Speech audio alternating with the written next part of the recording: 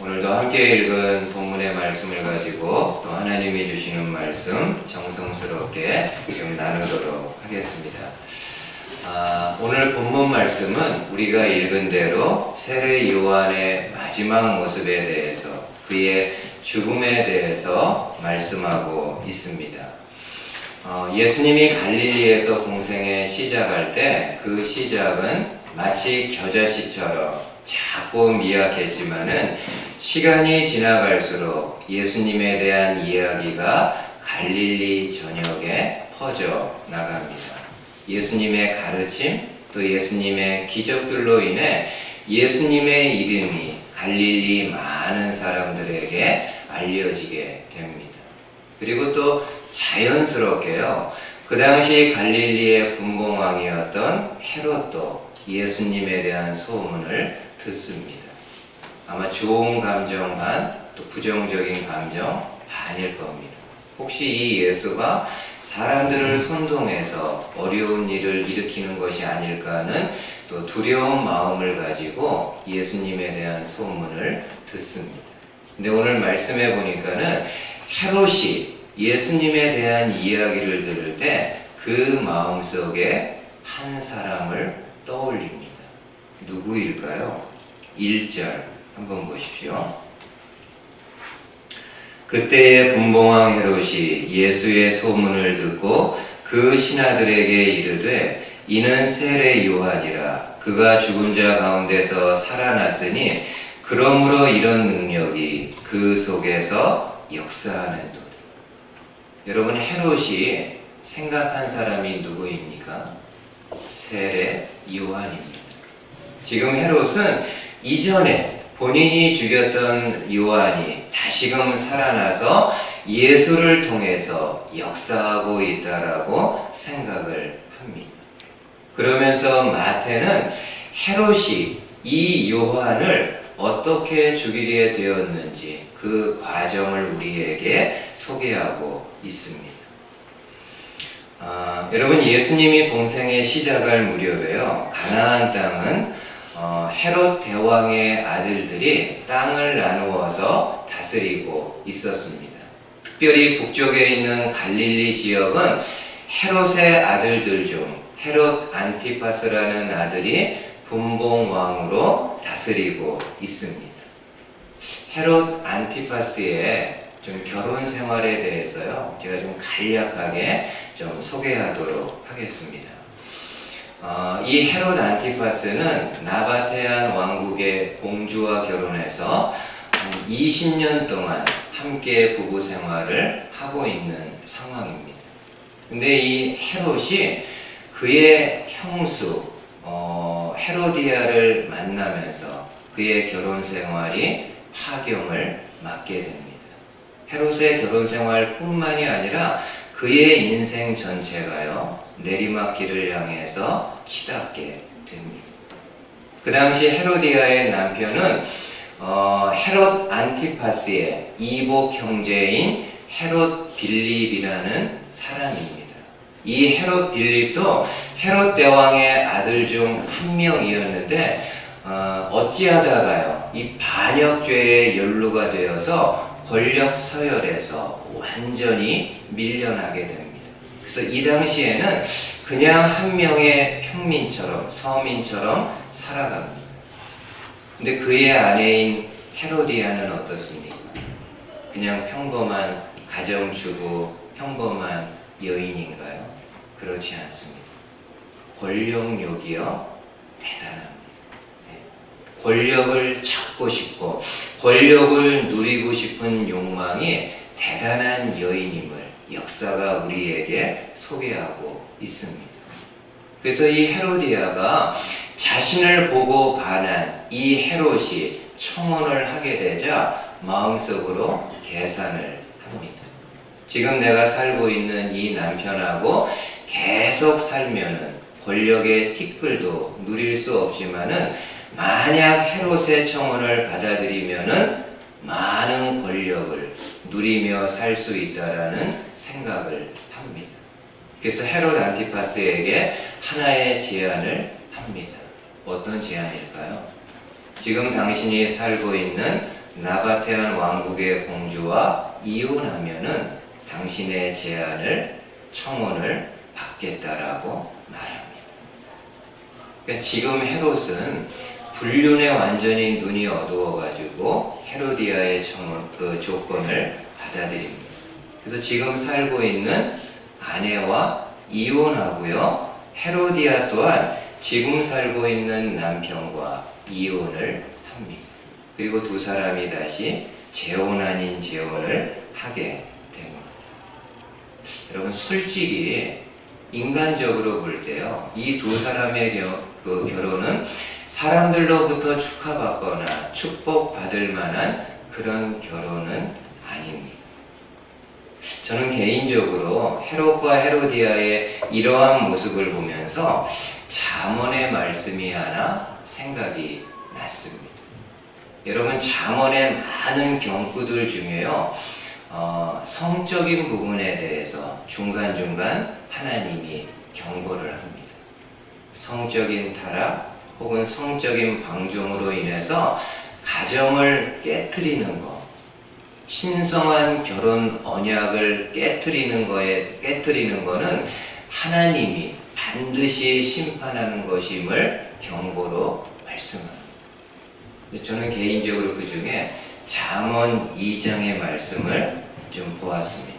한번 여러분 잠깐 한번 보세요.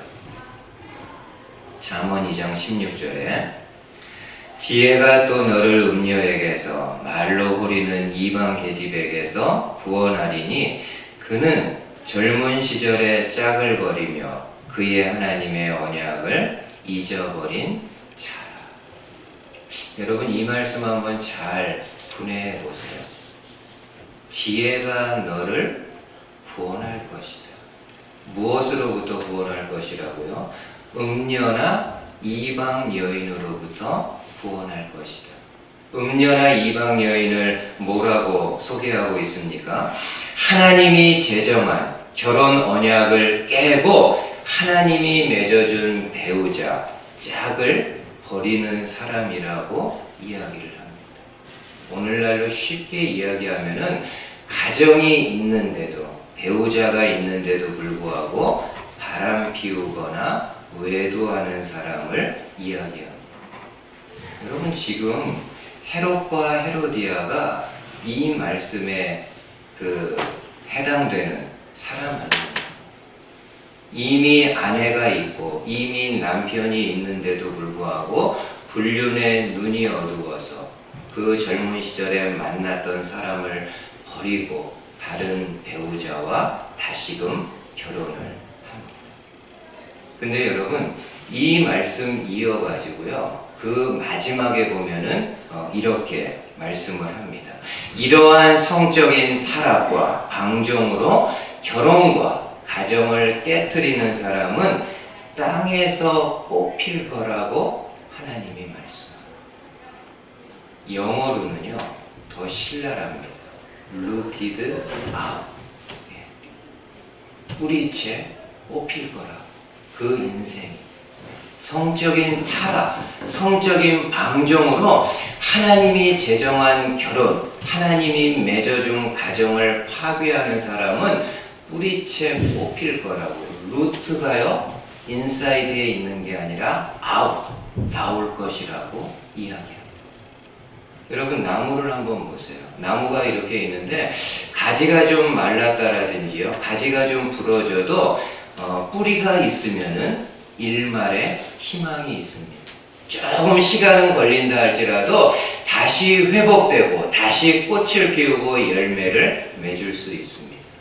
그런데 rooted out, 뿌리가 뽑힌 것은 어떻습니까? 더 이상 소망 없습니다. 더 이상 가망 없습니다. 하나님이 그렇게 하겠다. 성적인 유혹, 성적인 타락, 성적인 방종으로 인해 가지고 하나님이 제정한 신성한 결혼을 먹칠하고 그 세운 가정을 파괴하는 사람은 더 이상 그 인생이 회복되지 않을 것을 말씀합니다. 저는 여러분들 가운데 이런 분들은 없으리라 믿고 생각하지만은, 그럼에도 그럼에도요, 주신 말씀에 따라 하나님이 주신 가정, 또 하나님이 주신 배우자를 귀하게 여기고 함께 믿음으로 가정을 지켜나가는 저와 여러분들 되시기를 바라겠습니다. 근데 우리는 이미 결혼했잖아요. 그리고 다 배우자 말고 다른 사람에게 눈독 들일 그런 분들은 아니지만은 자녀들은 어떻습니까? 자녀들은 이제 성장해서 배우자를 만나서 결혼해야 될 사람들입니다. 어떻게 하면 우리 자녀들이 이런 배우자를 만나지 않을 수 있을까? 아니면 만난다 할지라도 분별력을 가지고 이런 사람을 택하지 않을 수 있을까? 잠언이 말씀합니다. 처음에 뭐라고 합니까? 지혜가 너를 구원할 것이다. 음녀와 이방 여인의 호리는 말해서 지혜가 너를 구원할 것이다. 그러기에 믿는 부모인 저와 여러분들이 자녀들을 위해서요, 꼭 해야 될 기도 제목 하나 있습니다. 어떤 걸까요? 하나님, 내 자녀가 1등하게 해주세요. 좋은 학교 가게 해주세요. 좋은 직장 잡게 해주세요. 예, 필요해요. 다 그런 거 기도해야죠. 근데 믿는 저와 여러분들이 말씀에 따라 어떤 거를 기도해야 될까요? 하나님, 아무개가 지혜롭게 해주세요. 지혜자가 되게 해주세요. 맞습니다. 저도 잘 못하지만은요, 정말 자녀가요, 지혜가 있으면은 시키지 않아도 알아서 공부하고, 알아서 본인의 삶을 잘 매니지 해나갈 수 있습니다. 근데 이 지혜는 어떻게 얻어집니까? 세상 지식이라든지 스펙을 많이 쌓으면 이 지혜가 얻어져. 아니요. 성경이 말씀하는 이 지혜는 하나님을 알고 하나님을 경외할 때 그 하나님이 주시는 분별력이라고 말씀합니다. 바라기는 저와 여러분들이 자녀들에게 세상에 눈에 보이는 것들만 위에서 기도하는 것이 아니라 그 눈에 보이는 것들 뒤에서 잘 조절하고 잘 조정하고 잘 매니지할 수 있는 하나님이 주시는 지혜를 소유할 수 있는 자녀가 될 수 있도록 함께 기도하는 믿음의 부모님들 되실 수 있기를 주님의 말씀으로 축복을 드립니다. 그래서 이제 본론으로 다시 이제 좀 돌아가 봐서요. 여러분, 헤롯이 헤로디아하고 결혼한 거는 유대인들이 볼 때에도 유대법에 저촉이 되는 일입니다. 만약 이복 형제인 이 빌립이 죽었다고 한다면요, 헤롯이 그 아내인 헤로디아를 아내로 이렇게 맞이해서 살아가는 거는 율법이 계대 결혼이라고 그래가지고 율법이 허용하는 부분입니다. 아무 문제가 없습니다. 근데 빌립이 어떻습니까? 이복 형제인 빌립이 살아있습니다. 살아있는 가운데 그 아내를 내 아내로 취하는 것은 있을 수 없는 부도덕한 일이고요. 하나님과 사람들 보기에 폐륜적인 일입니다. 게다가 헤롯 어떻습니까? 혼자 싱글입니까? 아니요. 20년 동안 함께 살고 있었던 부인이 아내가 있었는데 그 아내를 헌신짝 쳐버리듯이 이혼해버리고 헤로디아와 결혼합니다. 이중으로요, 헤롯이 어마어마한 죄를 짓는 겁니다. 그런데도 어느 누구 하나 헤롯과 헤로디아에게 잘못된 결혼이라고 말하지 않습니다. 어느 누구도 헤롯에게 옳지 않다라고 말하지 않습니다. 왜 그럴까요? 헤롯의 권력, 헤롯의 칼이 무섭기 때문입니다. 어느 누가 감히 그 면전에 이 결혼은 불법이라고 말하겠습니까? 당장 죽을 텐데. 근데 여러분, 한 사람이요 말합니다. 이것은 옳지 않다. 이거는 하나님 보시기에 또 사람들 보기에도 옳지 않다라고 이야기합니다. 누구인가요? 세례 요한. 아무도 이야기하지 않는데 요한이 선지자답게 나와서 이야기합니다. 옳지 않다. 이렇게 하는 거. 이렇게 사는 거 옳은 일 아니다. 라고 분명히 이야기합니다. 여러분, 헤롯과 헤로디아가 얼마나 이 요한이 미웠을까요? 얼마나 미웠을까요? 그래서 결국에는 헤롯이 이 요한을 로마 요새인 마케루스 감옥에 감금을 시킵니다. 근데 헤로디아는 더 요한에 대해서 미워하는 마음 혹은 원수처럼 여기는 마음이 있었는지 그냥 요한을 죽였으면 하는 마음이 충만합니다. 근데 감히 못 죽이는 거예요. 왜냐하면 모든 유대 백성들이 이 요한을 참 선지자로 여기고 있었기 때문에 감히 요한을 어떻게 못합니다. 그리고 또 하나요. 남편인 헤롯 때문에도 주저합니다. 왜요? 헤롯이 어떤 마음을 가지고 있었기 때문에요. 오늘 마태복음은 아니지만 마가복음에요. 이렇게 이야기합니다. 한번 보세요. 마가복음 6장 20절에 헤롯이 요한을 의롭고 거룩한 사람으로 알고 두려워하여 보호하며 또 그의 말을 들을 때에 크게 번민을 하면서도 달갑게 들음이로. 헤롯이 요한을 의롭고 거룩한 사람으로 알고 두려워하여 보호하며 또 그의 말을 들을 때에 크게 번민을 하면서도 달갑게 들었다. 저는 이 말씀 보면서 그래도 헤롯은 일말에 양심이 있는 사람이라는 거 알았습니다. 헤롯이 어떻습니까?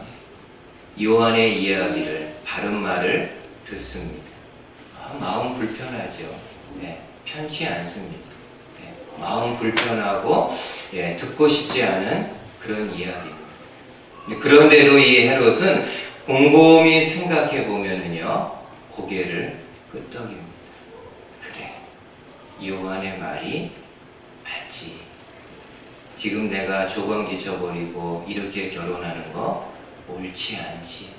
바른 모습 아니지. 이 헤롯은 일말의 양심이 있어가지고요. 요한이 이야기할 때 마음은 불편하고 아프지만 그 말에 고개를 끄덕입니다. 근데 저는 보면서 한 가지 참 아쉬운 거는요. 헤롯이 본인의 잘못을 알기는 알았어요. 근데 어느 자리에까지는 나가지 못한 건가요? 회개하는 자리에까지는 나가지 못해요. 요한이 지적할 때 그 지적을 통해서 본인의 잘못을 느끼고 알기는 알았지만은 한 걸음 더 용기를 내어서 하나님 앞에 회개하는 자리에까지는 가지를 못합니다. 여러분, 회개는 어떤 건가요? 성경이 말씀하는 참된 회개 어떤 겁니까? 라이프 성경사전에 보니까는 회개를 이렇게 정의해 놨습니다. 한번 여러분 들어보세요.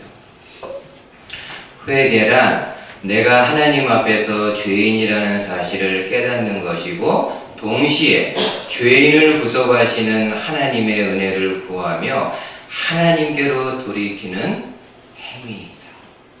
회개란 내가 하나님 앞에서 죄인이라는 사실을 깨닫는 것이고 죄인을 구속하시는 하나님의 은혜를 구하며 그 하나님께로 돌이키는 것이 회개라고 말씀합니다. 여러분, 지금 헤롯은 요한을 통해서 본인의 잘못이 어떤 것인가를 알았습니다.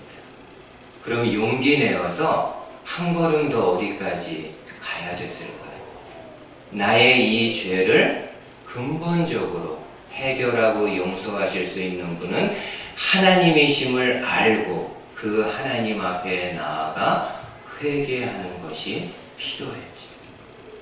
그렇게까지는 못한 겁니다. 오늘 저와 여러분들이 좀 이런 모습을 가지고 있지는 않은지, 여러분 날마다의 생활 속에서 혹은 일이 있을 때마다 이런 참된 회개의 생활을 하고 있는가요? 한번 돌아보십시오. 돌아보는 거죠. 근데 많은 경우 우리가요 헤롯처럼 생활합니다. 지금은 헤롯 이렇게 참 대놓고 못된 인간이라고 비난하지만 실제 우리가요 헤롯처럼 많이 생활합니다. 여러분 보세요. 여러분이 이렇게 주일마다 나와서 혹은 토요 아침 예배를 이렇게 예배 시간에 나와서 하나님의 말씀을 듣습니다. 어떤 때는 그 하나님의 말씀이 위로의 말씀, 축복의 말씀일 수도 있지만은 때로는 그 말씀이 내 마음을 찌르는 칼 같은 날카로운 말씀이 주어질 때가 있습니다. 말씀을 통해서 내가 잘못하고 있는 것, 내가 부족한 것을 알 때가 있습니다. 그럼 우리들 보통 반응 어떻습니까? 고개를 끄덕끄덕 하죠. 그래, 맞지. 목사님이 하는 이야기 맞지. 주님이 목회자를 통해서 주시는 말씀 100번, 1000번 맞는 말씀이지. 근데 어떻게 합니까? That's it. 그냥 끝이에요. 거기서. 한 걸음 더 나아가서 하나님의 말씀이 내 부족한 거, 자꾸 걸려서 넘어지게 하는 어떤 죄에 대해서 말씀했을 때 그 죄에 대해서 자복하고 그 죄에 대해서 회개하고 죄가 있었던 자리를 떠나 하나님께로 돌이켜야 되는데 그렇게 안 합니다. 그냥 머리로만 듣고요. 자기 연민, 자기 합리화로 이 정도까지만 생각하는 것도 족한 것으로 여깁니다. 여러분 기독교를 다른 말로 또 뭐라고 우리가 보통 하죠? 개신교라고 하잖아요. 혹시 여러분 개신교가 무슨 뜻인지 아세요? 개자는요 거듭 개자, 신자는 새로울 신자입니다. 거듭 새로워지는 것, 날마다 새로워지는 것이 기독교입니다. 무엇을 통해서요? 날마다 고가의 비누로 목욕하는 것을 통해서? 아니요. 회개하는 걸 통해서. 내가 어떤 죄를 지었을 때 하나님 앞에 작은 죄라 할지라도 참된 회개를 통해서 하나님께로 돌이킴으로 개신, 거듭 새로워지고 날마다 새로워지는 것이 기독교, 주님을 따르는 제자의 모습임을 말씀합니다. 바라기는 저와 여러분들 주어지는 어떤 말씀 속에 하나님이 말씀을 통해서 내 마음에 그릇되고 부족한 부분들 드러낼 때 아는 것으로만 족하게 여기지 아니하고 그 죄악된 자리에서 돌이켜 하나님께로 나올 수 있는 저와 여러분들 되시기를 주님의 말씀으로 축복을 드립니다. 마지막으로 하나 더요. 어느 날 드디어 헤로디아가 요한을 죽일 수 있는 기회를 잡습니다.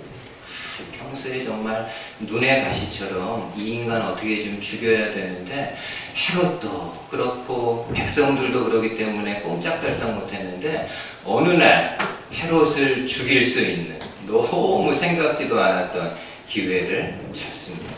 언제입니까? 헤롯의 생일 때입니다. 헤롯이 본인의 생일에요. 아마 큰 연회를 베풀었던 것 같습니다. 뭐 대신들, 천부장들, 그 갈릴리의 귀족들 다 초대해가지고 성대한 잔치를 베풀게 됩니다.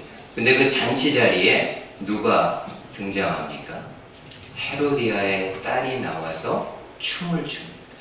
여기 헤로디아의 딸은 헤로디아하고 헤롯이 결혼해서 낳은 딸이 아니고요. 헤로디아 전 남편 빌립의 딸입니다. 요세푸스는 그녀의 이름을 살로메라고까지 기록을 합니다. 이 살로메가 그 잔치 석상에 나와가지고요 춤을 춥니다. 뭐 어떤 춤을 추었는지는 모르겠지만은 너무 춤을 잘 추었는지 헤롯이 마음이 너무 기뻐. 그래서 춤이 다 끝난 다음에 살로메에게 이야기합니다. 네 소원이 무엇이냐? 나라의 절반까지도 떼어서 주겠다. 참 좋은 왕이 아닙니다. 이런 정신 나간 왕이 어디 있습니까? 한 나라를 다스리는 왕인데 그 하나 이렇게 춤춘 모습 보고 기뻐가지고 이렇게 이야기하여튼 정신 나간 왕입니다. 근데 그럼에도요, 왕이니까는 살롬에게 그렇게 이야기하고 또 맹세까지 합니다. 누가 그 맹세를 들었을까요? 잔치에 있는 사람들 다 들었잖아요. 왕의 맹세를. 내가 원하는 건 무엇이든지 다 들어준다. 나라의 절반까지도 들어준다라는 건 하여튼 모든 거, 어떤 거를 이야기하더라도 다 줄어두겠다라는 맹세입니다. 살로메가 헤로디아에게, 어머니에게 갑니다. 헤롯이 나한테 이런 제안을 했는데 내가 어떤 걸 말하면 좋겠습니까? 헤로디아가 너무 좋아. 요한의 목을 달라. 요한의 목을 달라. 살로메가 나가서 이야기합니다. 세례 요한의 목을 주십시오.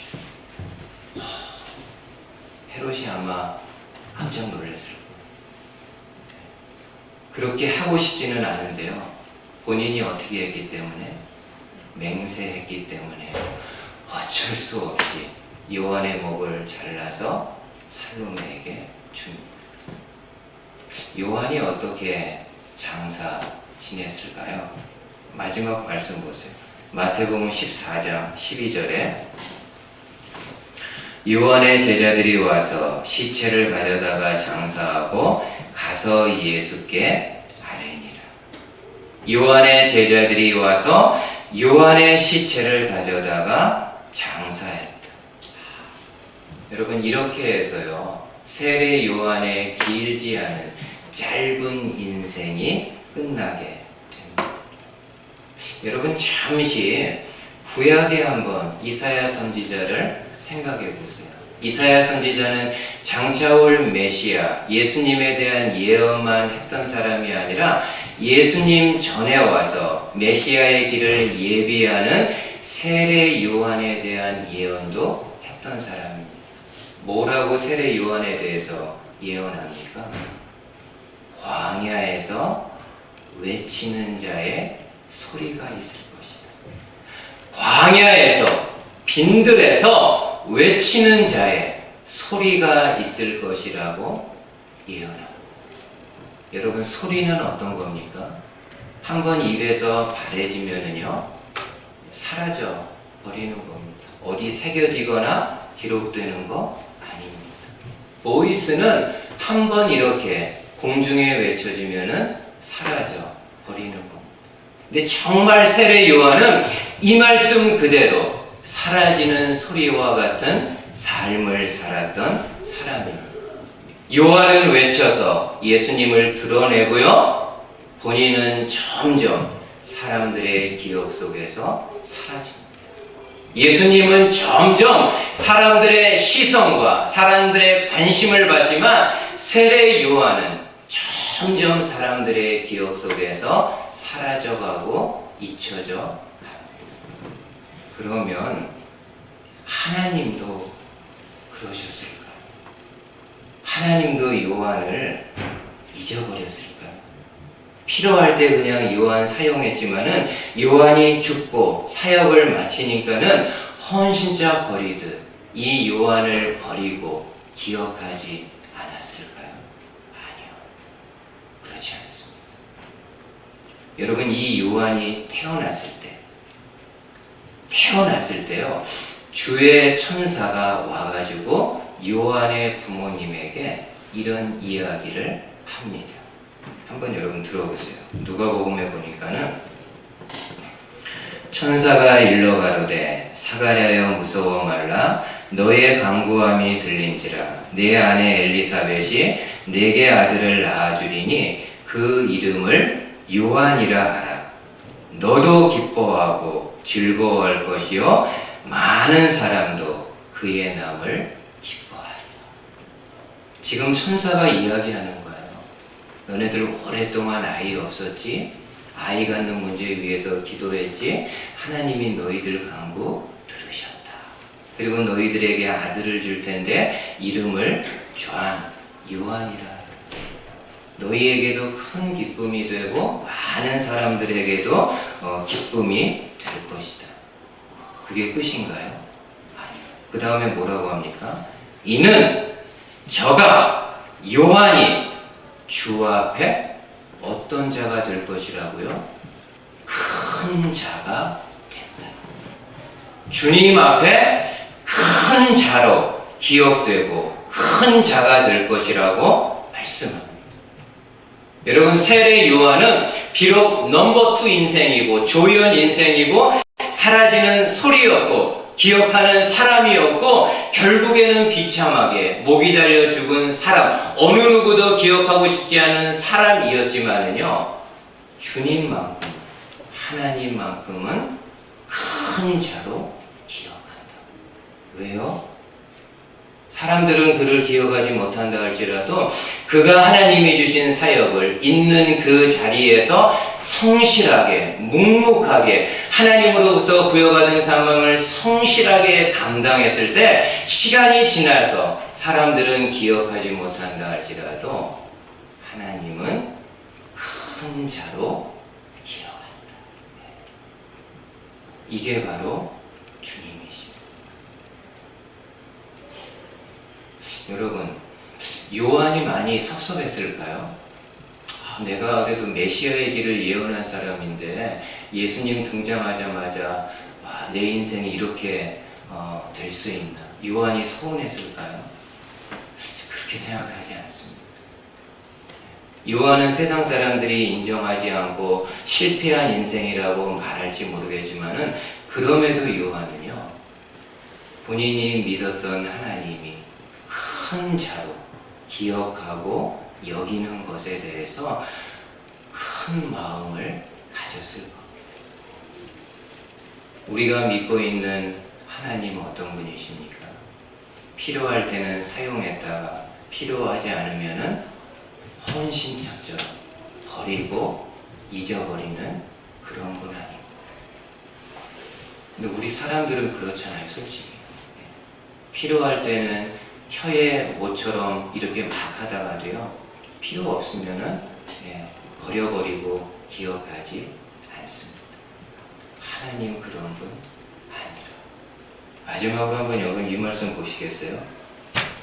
이사야 49장에 보면은 근본적으로 우리가 믿는 하나님이 어떤 분임을 이렇게 이야기합니다. 여인이 어찌 그 젖먹는 자식을 잊겠으며 자기 태에서 난 아들을 긍휼히 여기지 않겠느냐. 그렇죠. 어느 어머니가 자기 배에서 난 자식을 버리거나 잊어버리는 부모가 어디 있겠습니까?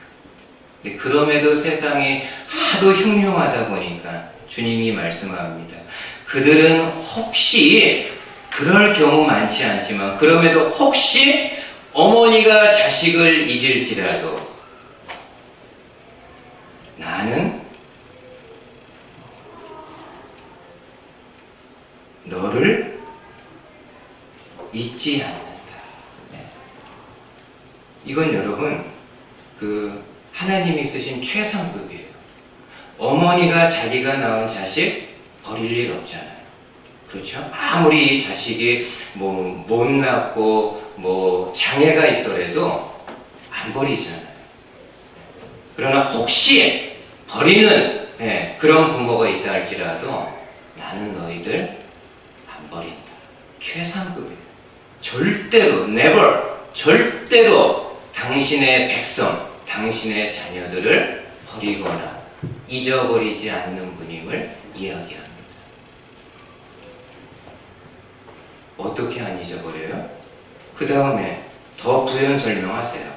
그것도 부족해서 내가 너를 내 손바닥에 어떻게 했다고요? 썼다가 아니고 새겼다예요. 여러분, 손바닥에 우리가 이렇게 급하면 뭐 쓰잖아요. 누구 이렇게 만났는데 이름이 뭐예요? 전화번호 이렇게 급하면 쓰잖아요. 근데 어떻습니까? 이거 영원한가요? 아니죠. 손에 땀 나거나 잘못해서 비누로 씻어버리면은 흔적도 찾을 수 없습니다. 근데 만약에 여기다가 새겨버리면은 어떻게 합니까? 이거는요, 영원히 남는 거예요. 새기는 게 그거잖아요. 칼이나 끌로 파가지고 지워지지 않게 하는 거. 하나님이 당신의 백성, 당신의 자녀를 영원히 잊지 않고 기억할 것에 대해서 말씀을 합니다. 오늘 우리가 믿는 하나님이 이분이십니다. 근데 때로 우리는 어렵고 힘들 때 이런 마음 가질 수 있습니다. 하나님이 정말 나를 알고나 계실까? 내 상황을 좀 기억이나 하고 계실까? 내 이 힘든 마음, 힘든 상황, 주님이 좀 알고 계실까? 이런 회의가 들 때가 있습니다. 그러나 오늘 주님이 말씀합니다. 나는 너를 버리지 않는다.